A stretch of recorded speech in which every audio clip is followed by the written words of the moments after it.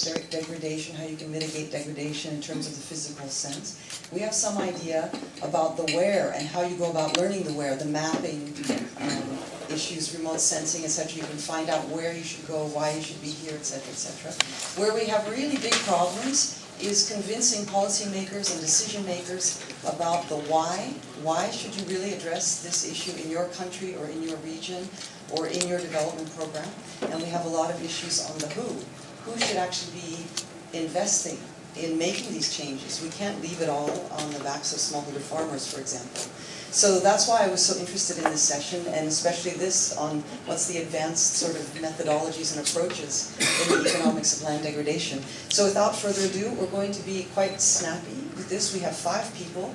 We're running a bit behind already, so we're going to be ask everyone to be quite brief with their comments, but still substantive, so we get a chance to really hear what they're thinking. We're also changing the order because one of our panel members has to run to another session. So our first speaker in this session is going to be Constance Neely. She's a senior consultant on land, livestock, livelihoods, and climate change with a focus on smallholder, pastoral, and silvopastoral systems. She has a PhD in agroecology with emphasis on carbon dynamics. There we go. She currently works for World Agroforestry Center in Nairobi and is working on multi-stakeholder approaches in climate-smart agriculture development. She's worked with the World Bank, IFAD, ILRI, OECD, and the Savory Institute. Constance, please go ahead. Debbie, thank you very much, and thanks for the panel. Thank you very much, and thanks to the panelists for letting me go first. I'm actually facilitating and speaking downstairs as well. I was asked to just use the purview of pastoral systems as my entry point, but I would like to use a centerpiece of that around decision making, because I think that is why we are working on the economics of land degradation, as well as the concept of really moving in the direction of decisions that have an impact, having spent a lot of energy on and money on things that maybe didn't. So why should we have a few minutes on pastoral issues? And I think our colleague from Kyrgyzstan has already made that very clear. Huge land areas under grasslands and grazing lands and wildlife areas. And I'm going to focus a bit more on the Africa dimension, where I have more experience. But what I'd like to talk about is framing our research, practice, and policy. My job at ICROP is to integrate these things, to talk about articulating our vision, where are we headed in terms of sustainability, resilience, and what is now being termed by Mina van Noordwijk, sustainagility, the economic value of pastoral landscapes, their critical nature, decision-making and monitoring, investments, and I just want to use a case with the Horn of Africa as an example. 1 minute only. Too often we use the terminologies combating, fighting, avoiding, being against, in the things that matter the most to us, and that makes sense. We're very emotional beings, but we do need to think about being for things, and so for land health, for energy, sustainable food and energy producing landscapes. And what I like is, while it's the economics of land degradation, it's for sustainable land management. Africa, 40% of sub-Saharan Africa is managed by pastoralists. These people, these very important people, are managing all of the ecosystem functions. And 30% of the landscapes there are degraded, yet livestock are often more than 50% of the GDP for multiple countries. Livestock are blamed for degradation, pastoralists are marginalized, and this is an unfair situation. Pastoralism is still considered one of the most appropriate land uses in the SLs. So what is the value of a functioning grassland system? What economic value do the different services bring? And what are the values of the products that arise from a healthy and functioning landscape? These are questions that actually need to be answered. I'm not going to answer them. I will say, though, that FAO has set out to look at the grasslands of Africa and try to identify where are those major knowledge gaps. And one of the major knowledge gaps, I mean, people are always ready to find out how much carbon I can put in that soil, but how about getting water into that soil? That's something we really don't have numbers on in terms of management practices in grassland areas and water infiltration. And I'll come back to that. But meanwhile, there are a group of communities that are using decision-making to change degraded land to good land. They're starting with a desired outcome based on their quality of life and support, and what has to be there to support them in their landscapes. This is work from Westgate in the Samburu lands, in Ilangwezi, in Laikipia in Kenya. And so they're using livestock to actually heal the land. In Africa now, we've probably just got a few million hectares of land under this particular system. But globally, we have 20 million hectares, where the animals are causing the landscapes to move from being extremely degraded to being healthy and with water running and flowing. Now, why does this impact what we're talking about today?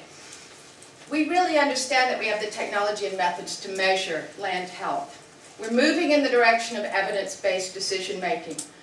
On one side, we've got communities taking decisions around what they need for their lives and livelihoods. We also know that satellites are not enough. We need systematic ground sampling. We've just talked about the finances of that. And we know how to do things cost effectively. We can actually get a lot of samples through infrared spectroscopy. And I will refer you to Keith Shepard on that one.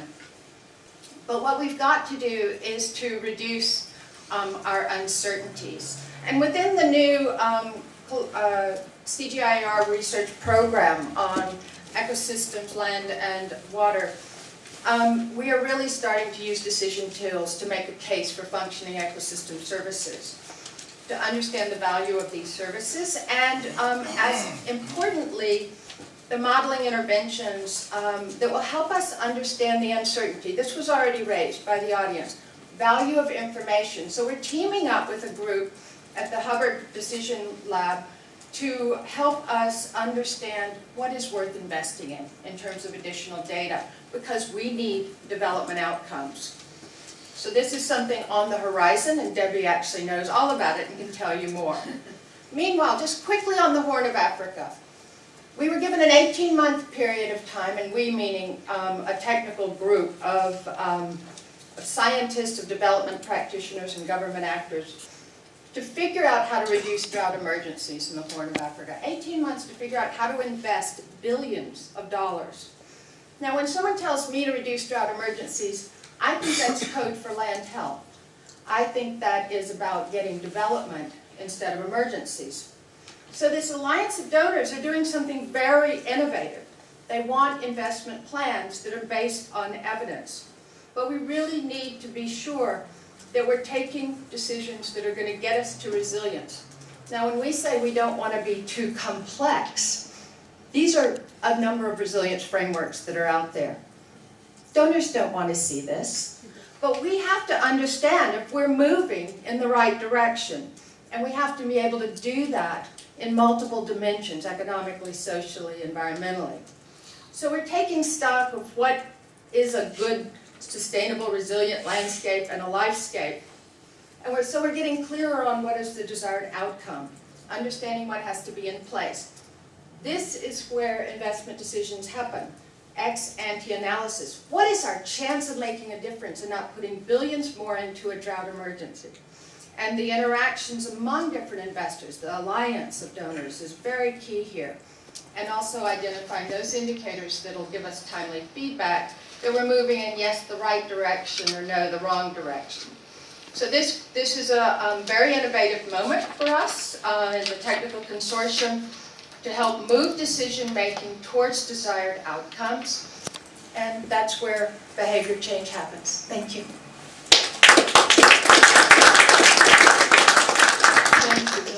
That was fascinating and quick.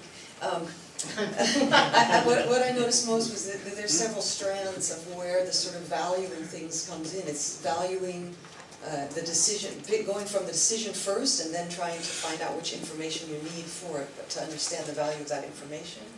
And there's also sort of a bottom-down approach, which was introduced in the beginning, really understanding who is using the land as the first step towards your strategies and in terms of developing that land. Thank you, Constance. Thank you for letting me bilocate. Okay. Okay, we're going to move on to the normal order now as it was in the program. Our next speaker is Ephraim Natonia.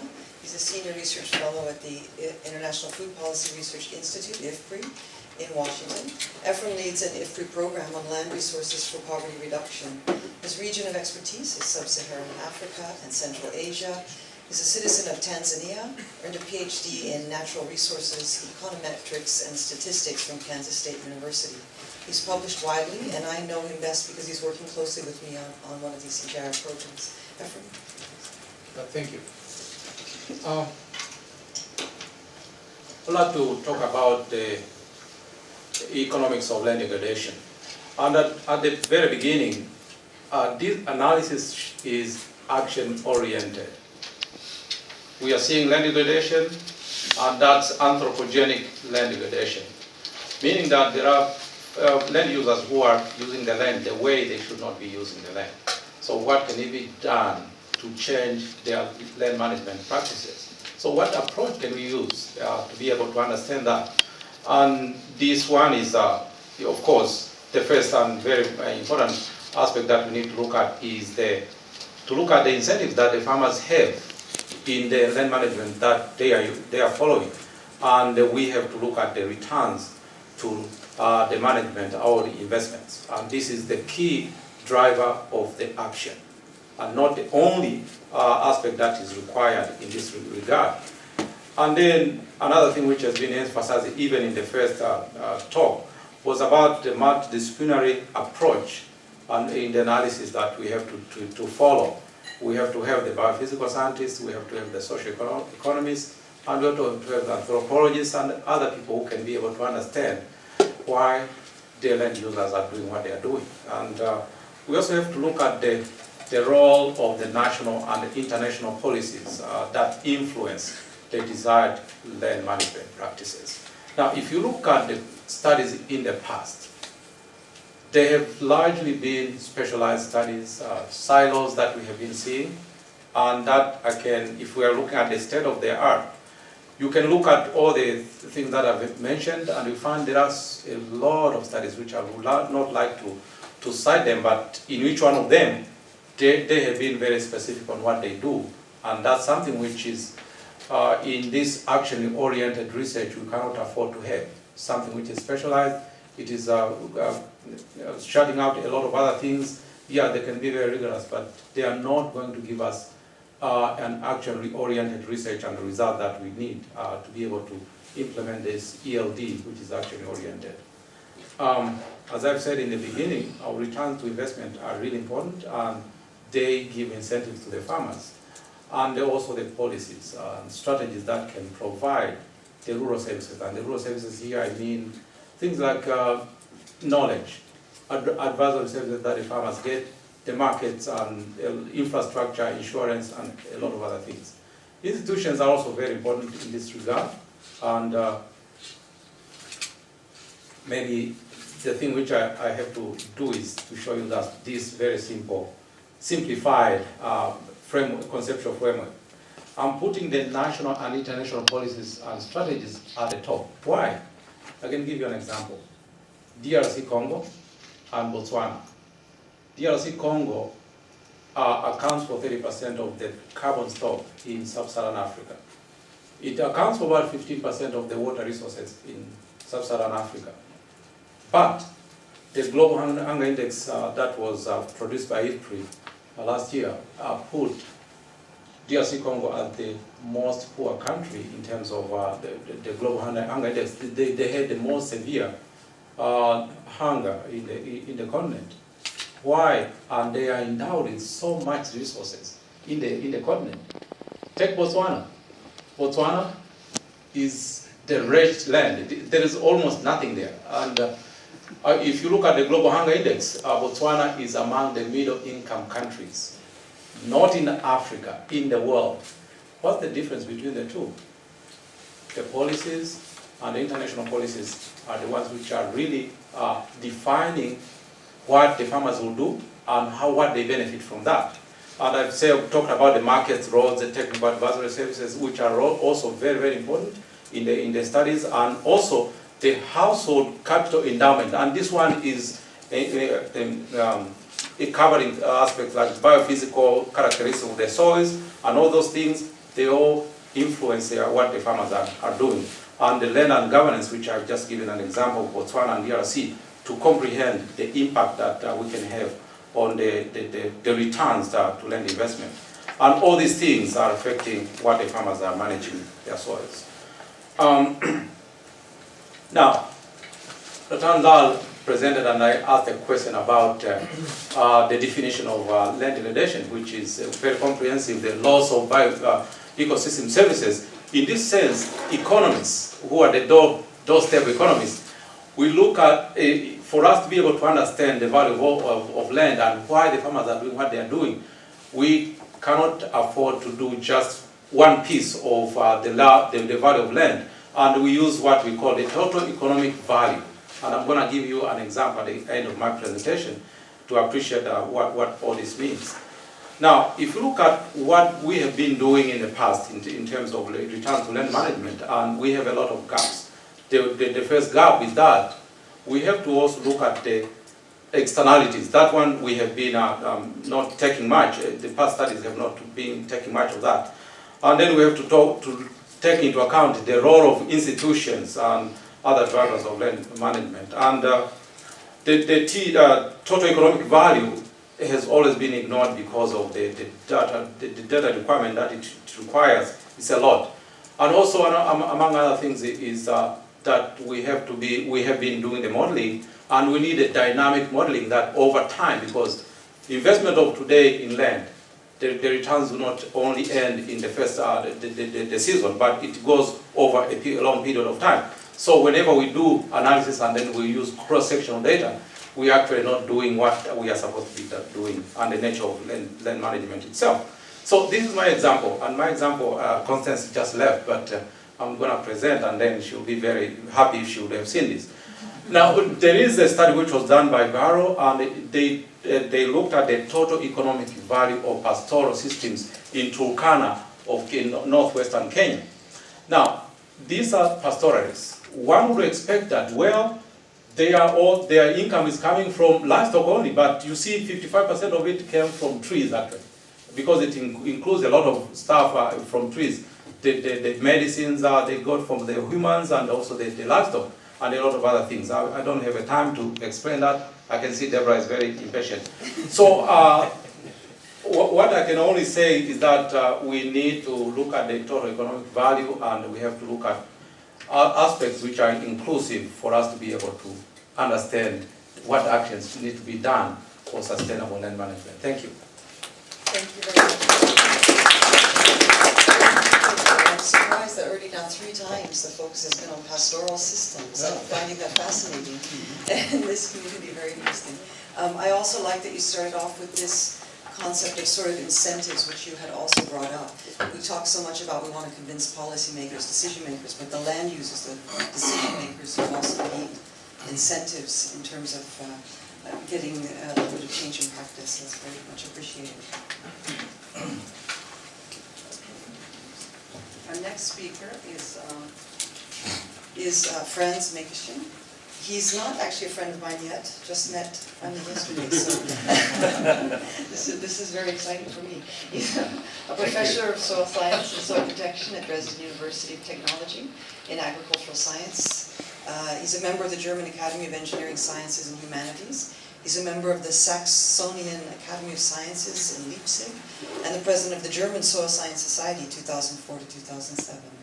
He's worked in fields of emission stress on soils, microbial processes, nutrient cycles, soil ecological effects of growing renewables, and has quite a long publication list. Franz, please. Thank you, Deborah. Yeah, I was not sure that at the early beginning I'm just entering the cave of lions here, of economists, but now I think I'm very well placed. Let me say why. I'm coming from the back door, or from side door. Regarding, I think, or referring to Hans Carl von Carlowitz about 300 years ago, which showed that for economy, for sustainable economy, ecology and social or cultural aspects are the side factors. And therefore I think It's interesting for me. I'm coming from the depression of soil science, let me say, from natural view aspect. And I'm going to focus on the function, soil function, and how to give values to that. So I'm not upset, Joachim from Braun, but avoid bringing alls to Athens. But I think I regret I have to start with some basic messages which are not always too positive, but showing, I think, some outlook which we can walk together. So I call it assumptions or thesis, hypothesis, and I make it very general, and you can protest, and you're very welcome to protest against that if I'm wrong. But I think, seeing, I think, the knowledge which we gained during the last 60 years, 50 years of soil science, I would say knowledge about dimension, intensity, or grade of soil degradation is very well known. We had heard the comments this morning after the presentation of Rainer Horn, is insufficient. Data are too old, too general, too scattered. And nevertheless, I think we should not forget, I think, also positive aspects of glasswood where they started about 30 years ago. I think there's almost no real quantitative and systematic knowledge about urban soils. We should not forget that, since land, rural and urban fits very well together, not only by migration and by land use pressure, but especially also, I think, if you see the view of matter and water cycling, the aspects of that. So the unsolved problem, phosphate, was the topic. Third, the informative value of soil maps is limited. I think they are really, we do have a knowledge about the horizons, but key properties and function are really almost missing, which we need. Land fertility or land capability or land fertility capability classification systems exist, like from US Department of Agriculture, the British Soil Survey, or the works of Sanchez all in 2003, but they are also too general. We have 7, 8 steps, and it doesn't bring us really forward, as we need, I think, concrete information. Last but not least, and I'm sorry to say that, but numerous soil data and results produced during the last decades exist, but they are not really brought into integration. We need, I think, an imperative to integrate key results into transferable and implementable knowledge. I could give you figures on that. This is sometimes a bit. So, what do we mean with knowledge? Knowledge acquisition, I think this is the focus. What we mean involves complex cognitive processes. We know that: perception, communication, association, reasoning. I would call that a science syndrome. We do know a lot, but nobody cares about that in soil science. Yeah, I'm sure. To be discussed, and this would be, I think, entering the discussion, I think, for an efficient assessment and planning of, I would say, agroforest land use. Now, don't forget the forests. This is an agriculture-driven discussion at the moment, even for cropland, and even sometimes neglecting the pasture sites. Require a representative and comprehensive classification system for different site condition, disturbance or degradation status. So what we really need, I think, is a potential risk maps, based on, I think, the soil maps, which are a good basics, and in broadening that to sites. We do have, I think, now running in Germany about, or in Central Europe, sorry, about forest site classification. This includes all what we need. For example, we studied about 10 years ago the effects of fly ash deposition in a big forest area close to Dresden. And we reduced, we did not more and more diversify. We reduced, I think, the key site units from about 135 to 17. So this is, I think, a strong demand. I think we have to develop site classification models, which requires integration of agroforestry key data, also vegetation, site, the 3 sites, not to make it, I think, too diverse, but soil, the water status, and the topography. These are, I think, the main drivers. And formulation of land use units. What for do we do that?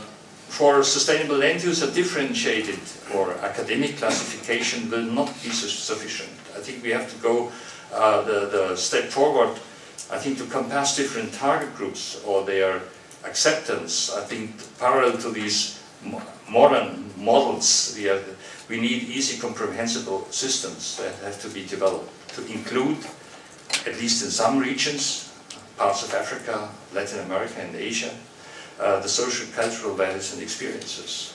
I think we should include that. We do that in Ecuador. This is an incredible experience for us. Let's say land use system with slopes like that, working without really significant soil erosion during the last 500 years. The knowledge is not a quantitative, a hardcore knowledge, let me say. The knowledge included there, this should be included, and we have many of these examples. Participation, well, I will stress that as a soil scientist, of institutions responsible for implementation is crucial. Also from the early beginning on, and I think that one of the preconditions, I think we have an erosion, let me say, of definitions and terminologies. I think therefore common language and concepts is strongly needed. The role of standardization, like of ISO. And step by step, and this is the last one, Deborah. Again, I have to stress to bundle knowledge and knowledge sources and infrastructure. I think therefore we're sitting together tomorrow as well. I think what we start with that is to develop and establish remote-based service. We should not die by detail, but I think on degradation, it was a good example just given about pasture land. On degradation status in representative soil climate regions, was stressed by Ratan before, supported by ground validation based on available soil information on maps. This, I think, really extremely urgent. Develop and establish region-specific agroforestry soil potential and risk maps. I think we have to go one step forward to use, I think, the soil data which are available in area, but I think enlarge that and do, I think, work on the zoning, and the zoning will be enable us really to upgrade that to key areas. And last but not least, of course, and this seems to be trivial for you all, we need an integrated economic cultural expertise from the very beginning in all activities for assessment. Thank you very much. Thank you, Franz. I really appreciated to see several mentions of the cultural values and the cultural. It's one thing that there's a lot of criticism from outside the economist realm of what economists do, is that they cannot really account for some of these very basic values that people have in their ecosystem. So it's nice that you brought that up. I also heard you saying that we should take advantage of what we have and make things a little bit simpler instead of always saying it's more and more difficult, that we do have a basis to work from. I'm going to introduce a speaker, and then I'm afraid I have to apologize. I have to be at another thing as well. So I'm going to introduce. It's too bad this is running behind. The next speaker is Franz Gatzweiler. He's a senior researcher at the Center for Development Research at the University of Bonn. He's trained as an agricultural economist, works in the field of natural resources, ecological and institutional economics. His interests are interdisciplinary, which is very appropriate for us here, applied and action-oriented research on values and institutions of biodiversity and ecosystems, biodiversity conservation, socio-cultural context evaluation. Very good to follow your talk then. Poverty and also marginality. Please, Franz. Thank you very much. Thank you for inviting me to speak here. So this is about land as a provider of private goods and public services. And following up on your recommendation to start with definitions, as you may all know, public goods and services, which I will be focusing on here, are defined by the degree of excludability and the degree of rivalry. So we have a wide range of goods and services from the private to the public, and very few are actually very pure public goods. Now the questions which are connected to this in general are: we are observing intensive management for productivity growth, and this reduces the provision of public goods and services. What is complicated and what we are struggling with is the interrelatedness of private goods and public services. This relates to the question, how much biodiversity do we actually need? At which scale to ensure that ecosystem regulation services ensure the delivery of private goods? This is something we have also been struggling with in the economics of ecosystems and biodiversity. That's why I'm mentioning it here. And the idea now comes in that pricing might be a solution, that markets might help us to decide on the amount of private versus public goods.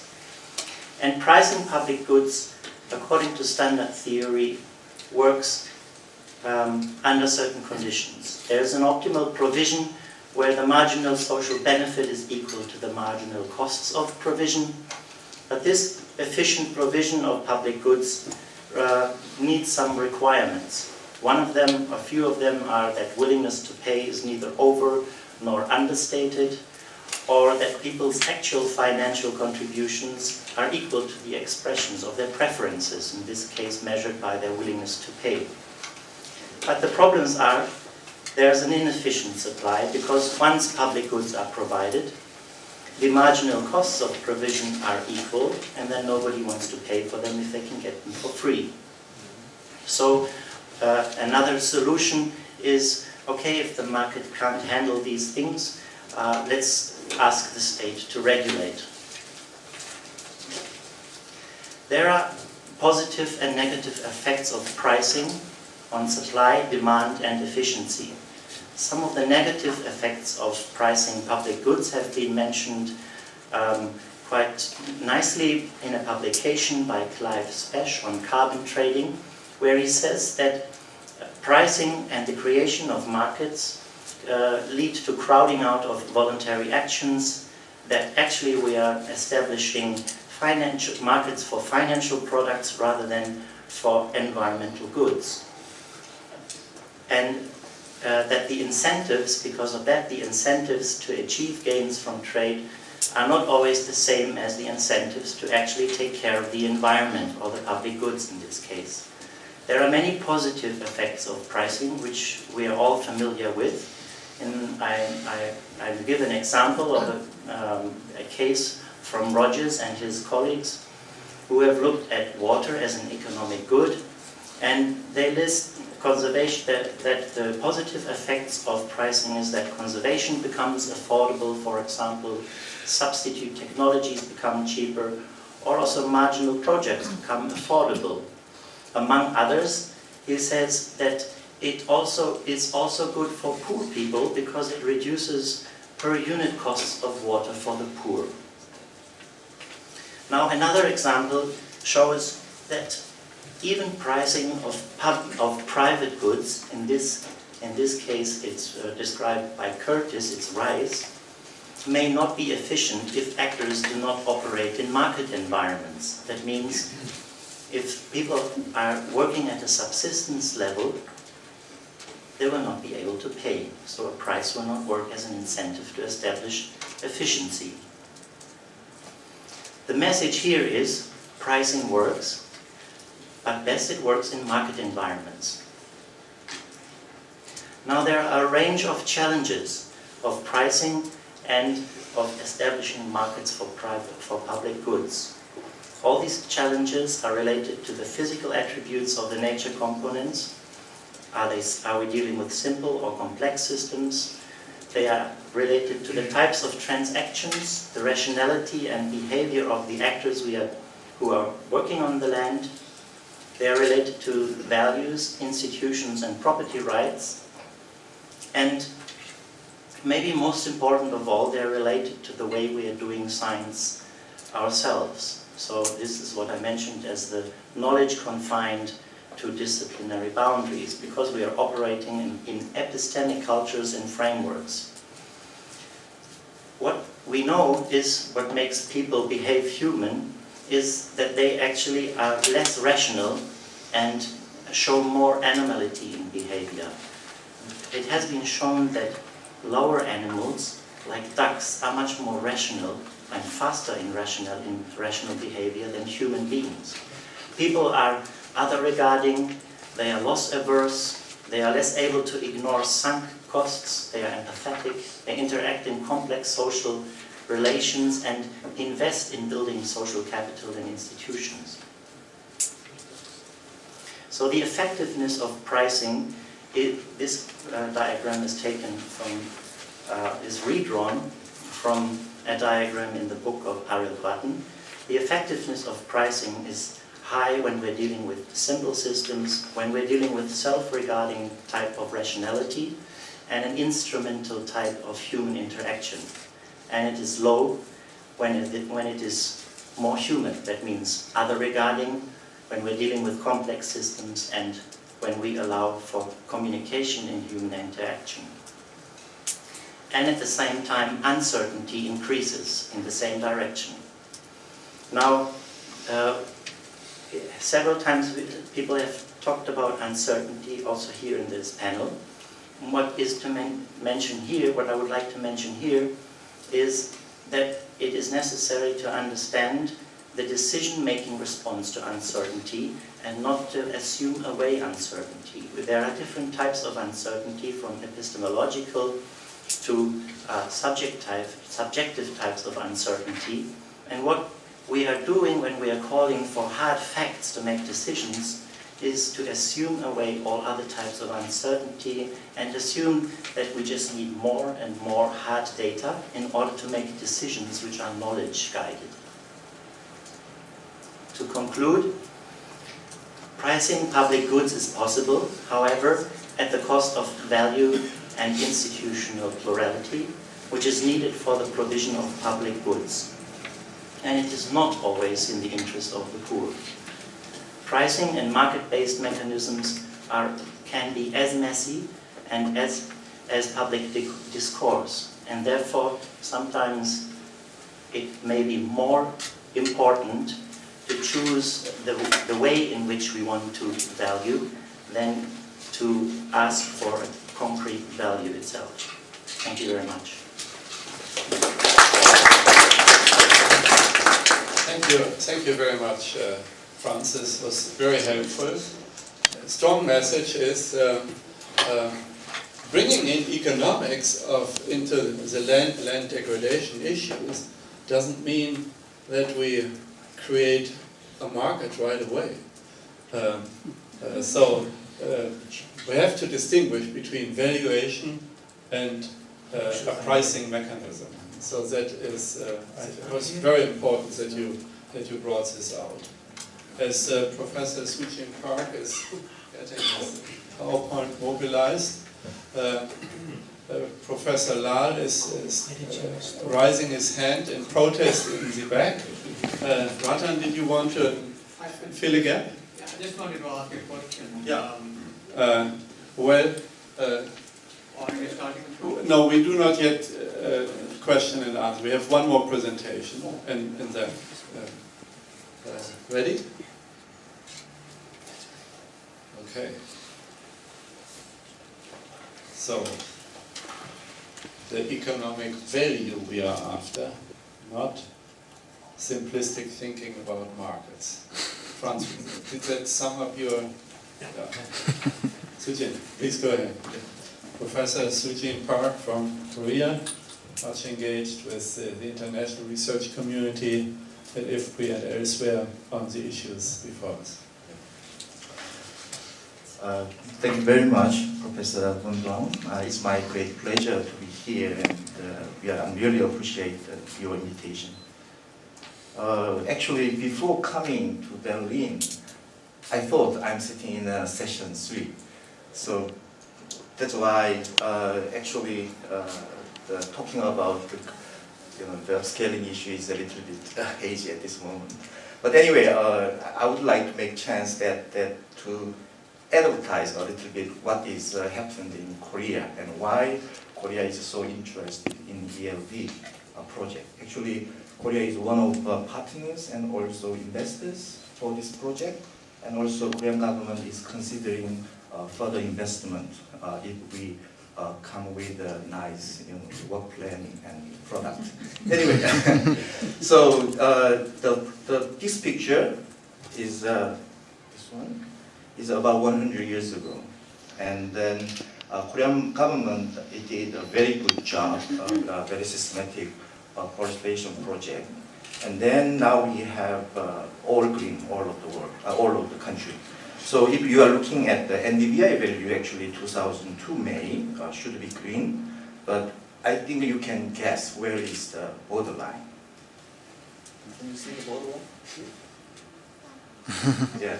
So somehow Korean, South Korean is very successful in terms of land degradation issue, fighting land degradation issue, but somehow North Korean couldn't. So actually, yesterday morning I talked with Professor Von Braun. Why don't we go to the North Korea to work on a land degradation issue? Actually, one of my professor in my university is the Minister of the Unification, and he's very interested in working on the North Korean land degradation issue. So please consider that. And the next slide actually shows why Korea is so interested in land degradation. Is actually sand, Asian sand, which is called Hwangsa. Every morning, actually, a lot of dust is coming from Mongolia, northern China, and then actually we're suffering a lot. So this is quite international issues, and the only way to solve this kind of issue is international cooperation. That's the why Korean government is so interested in this project. So back to the upscaling issues. A lot of people talking about upscaling, over this meeting, but actually we know all about the upscaling and downscaling issues. So a lot of people spending their time digging soil, but actually how to extrapolate it in the global level is such a difficult task. And then this is some words. What is the problems with up and down scalings?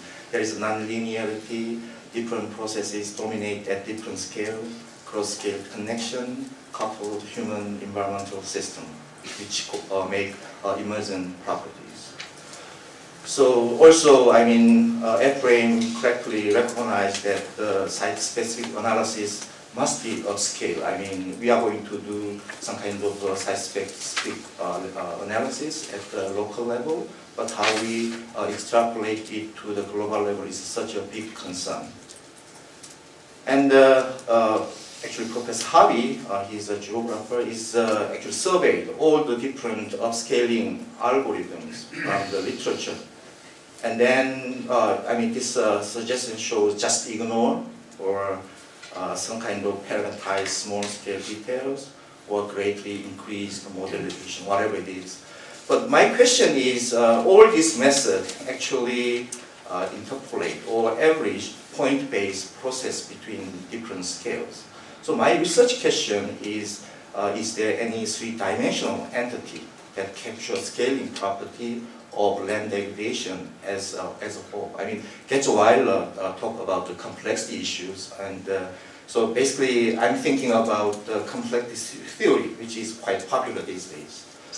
So my assumption is self-organized landscape all over the world often shows a scale-free invariance properties, and soil landscape relationship is a well-known self-organized landscape element that might provide a general framework for scale transfer, not only for biophysical but also socioeconomics. This picture is very well-known pictures. Soil scientists know about this, and it is well applied in a soil survey. And also it accommodates the soil loss upslope and the soil gain at the downslope.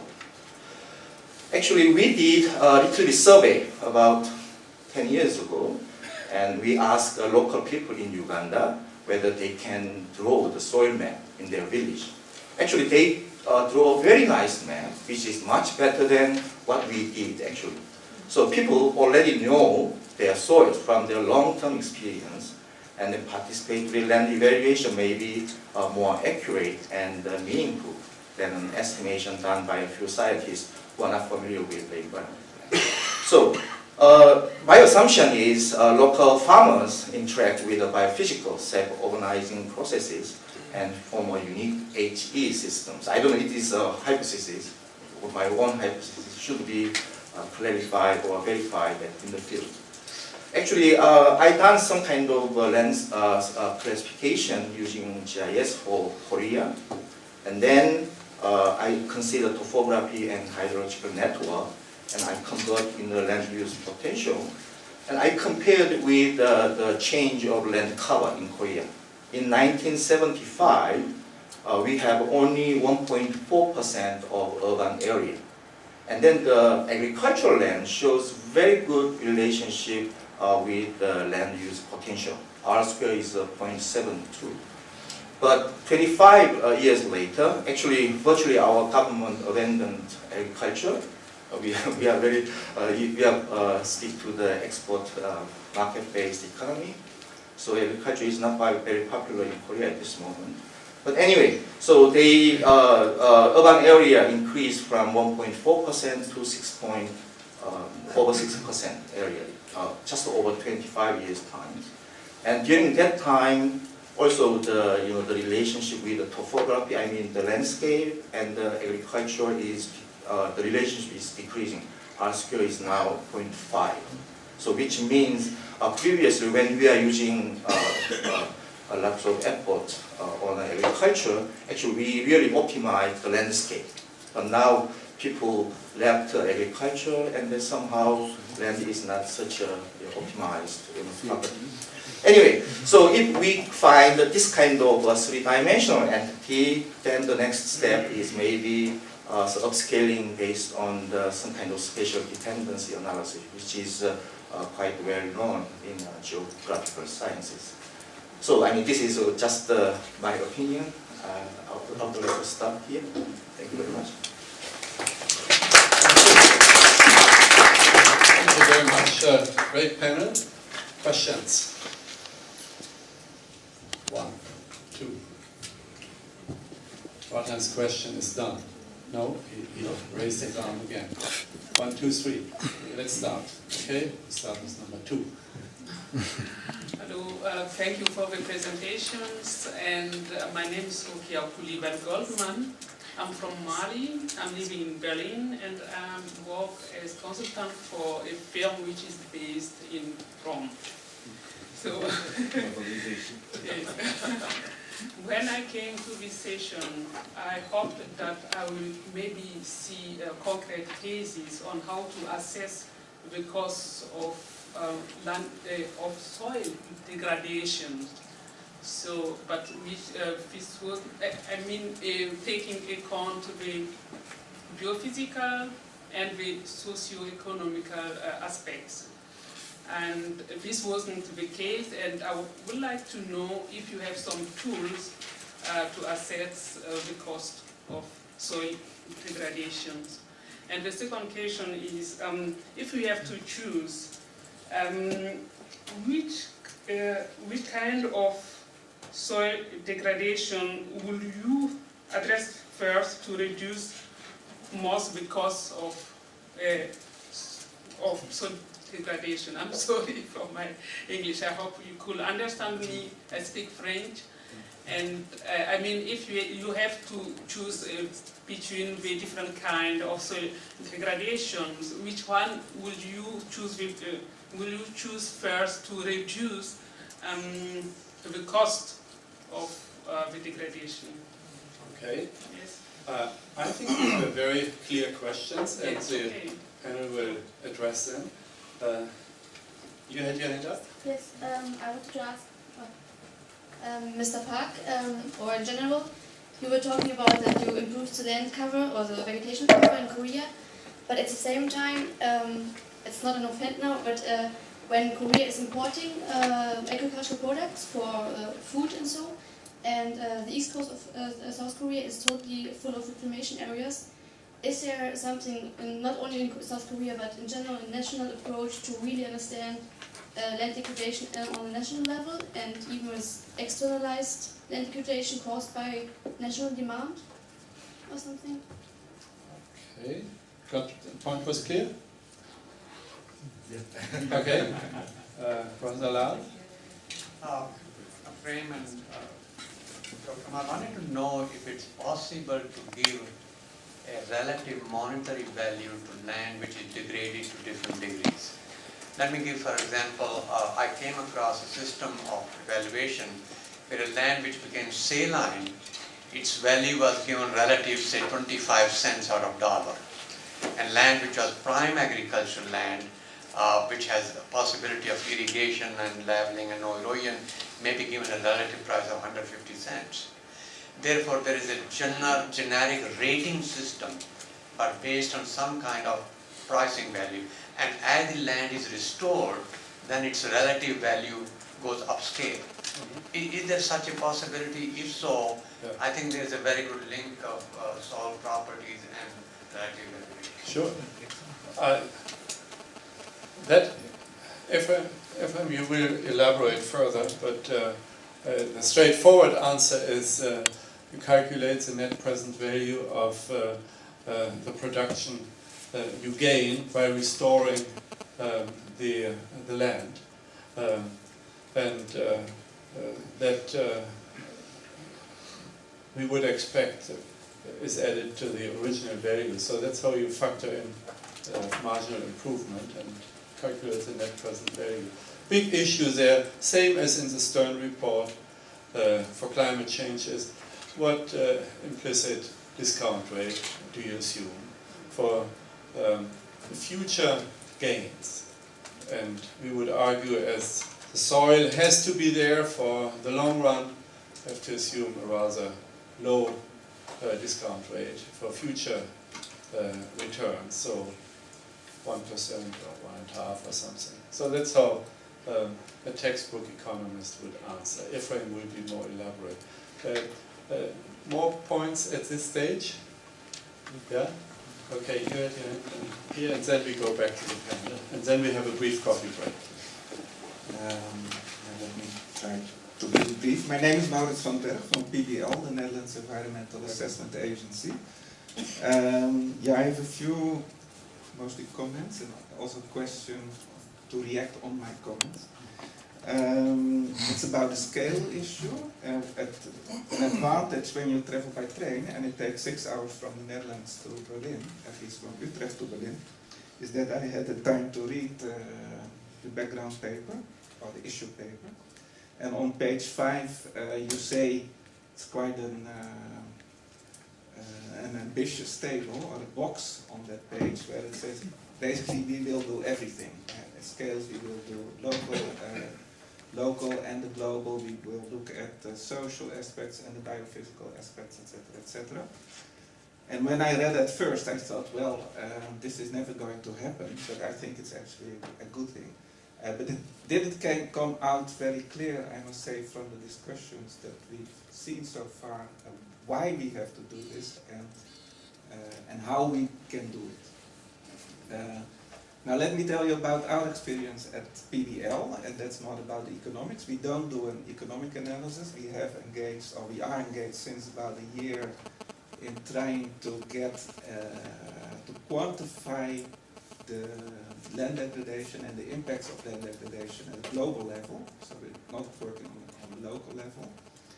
And our vision, and it's still a long way from there, is to try to understand what is happening, and well, later on why it is happening, but for the time being, what is happening from several sides and several ways, and what does that mean in terms of biophysical impacts, in terms of your soil, how does it change, how is your landscape changing, how is your vegetation changing, of what is happening.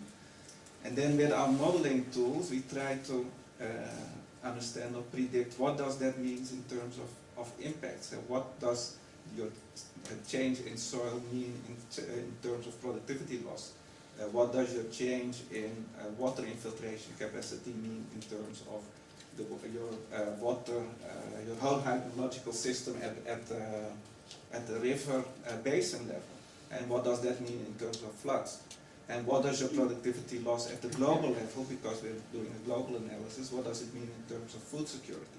So we're not putting economic values per hectare or per farm or whatever, but we're trying to model the impacts for the system, for the global system as a whole.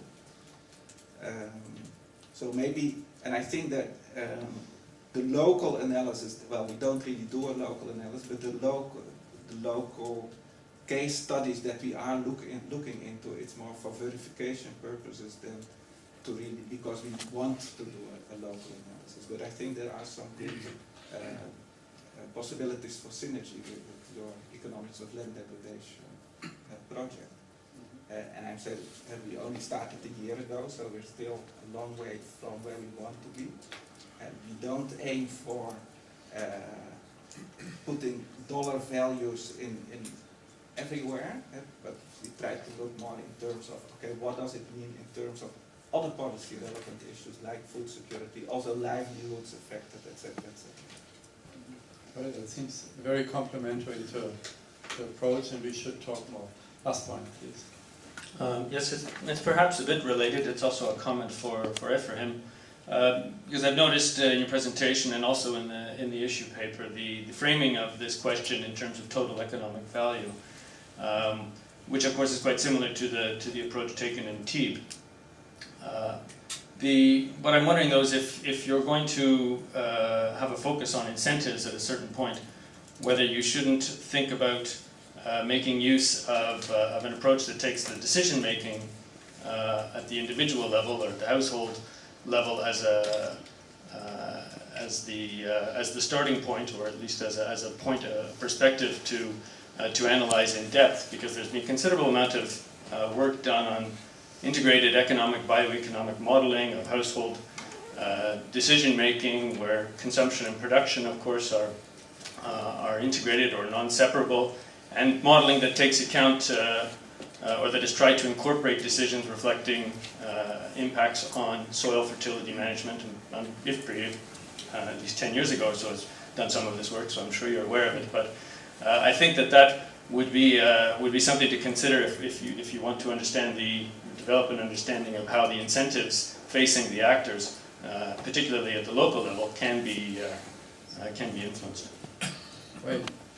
Shall we simply go from right to left and ask our panelists if they have any reflections and or answers to comments or questions posed. Franz, any comment at this point?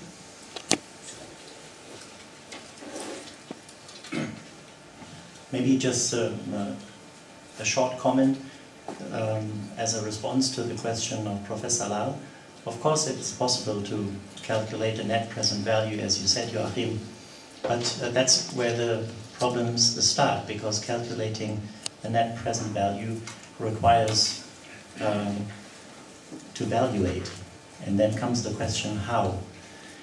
And what I tried to mention in my presentation is that the attempt of calculating a precise value sometimes is not as important as deciding on the how.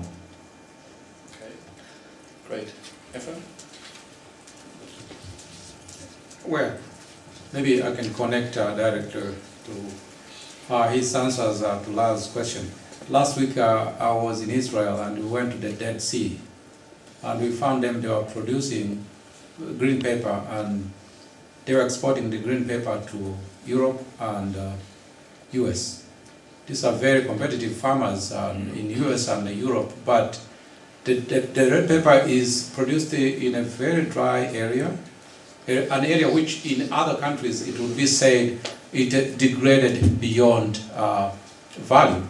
But look, these guys are now producing red pepper in a very degraded area. The salinity is very high in the Dead Sea. What's going on? In other words, all I'm trying to say that you can put a value to a land and say this land is degraded to this level, but you have to put into perspective the environment, the socio-economic environment that are surrounding that before you put a price tag. Economists are very good at doing that, and all I'm trying to say that that's a context-specific valuation which should be taken into account, and I think the Franz answers takes into account other things that you said.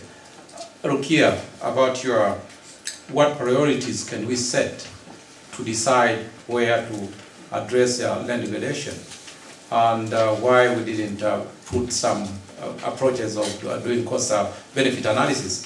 The time was only 7 minutes, we didn't do that, and we would have loved to do that, but there wasn't that much time. But on priority setting, which is a very important question, economists have one problem, that there is limiting factors, and that we have to set priorities. In this case, if we are deciding, if I'm a government or a household, which I will come to back to your question, if I'm a household, I'm trying to decide where should I invest my money. I'll go for an area that is providing the most benefit to me.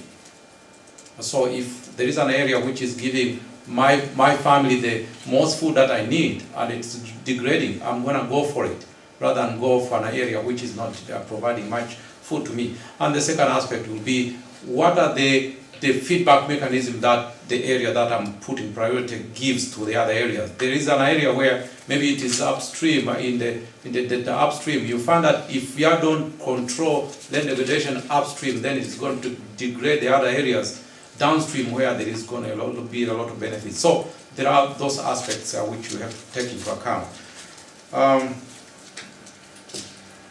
There was the issue of outscaling that we talked about. This aspect of outscaling actually from the local level to the global level is something which is very important. But we are very fortunate during this time that we are doing all these studies that we have data which are global, which are the satellite imagery data. That's very important. And those aspects are actually helping us a lot to be able to do global studies. But at the same time, the satellites, as one of the presenters was showing, does not see everything, including the aspects of socio-economic aspect, land tenure and all that. That cannot be seen by satellite. And the presentation by Sujin was telling us about how we can outscale that, and we have to select very good sites that can be representative of a much bigger area for us to be able to outscale and study some of the things which are specific. Professor Makashi. Yeah, I'm referring mostly to the comment of Mrs. Goldman. Of course, we do have example. I think it was a short statement, and we're focusing on the global situation. Of course, we do have quantifiable examples from regions in Europe, for example, or the United States as another one.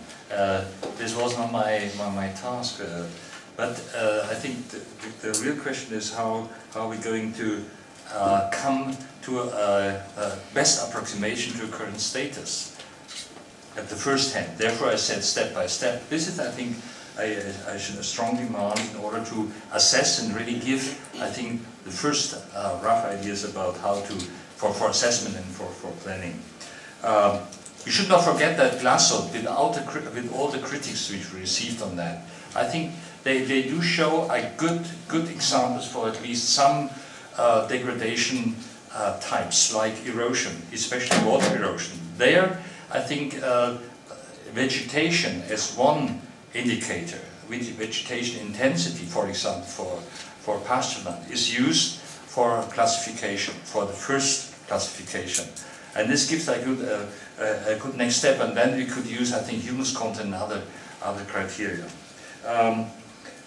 But there's no doubt, I think there's an urgent call for action. I think for the first step.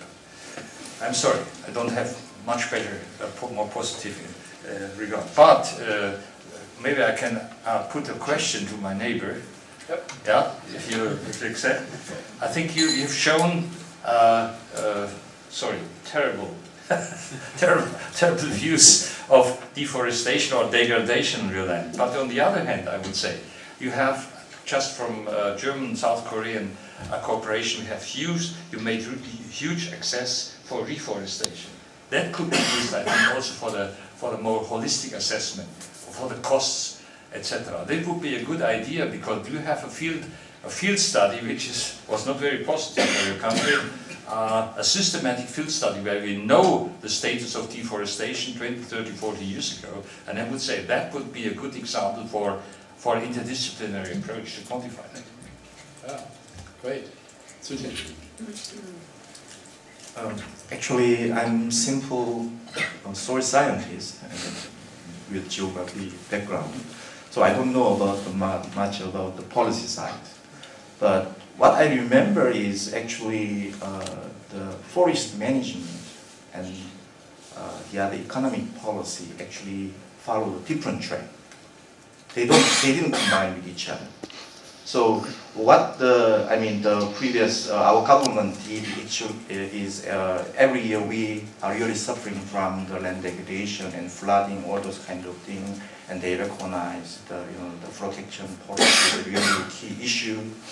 So they did a very strong kind of, some kind of green belt policy. So they just protect.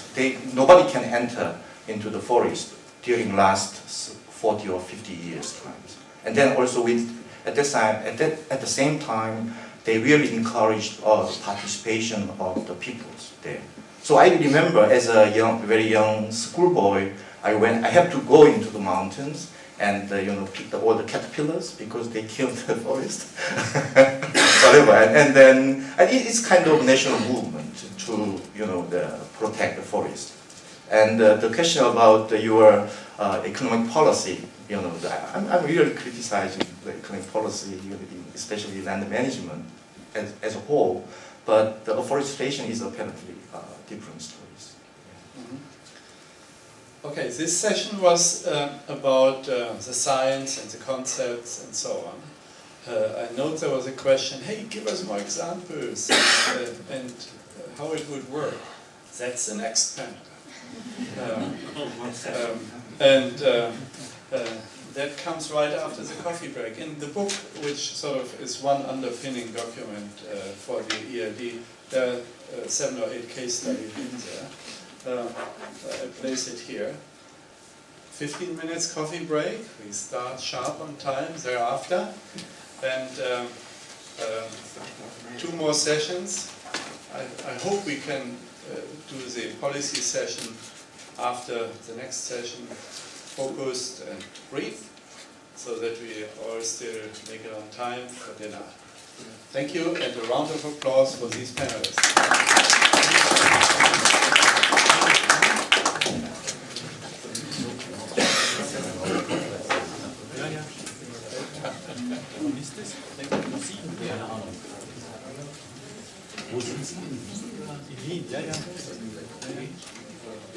Sie sind GFZ, oder? Ja, ja.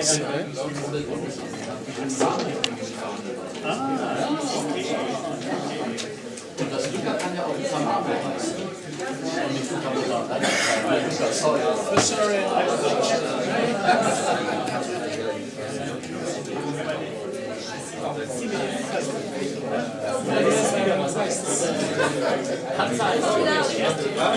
You need to talk about this. You need to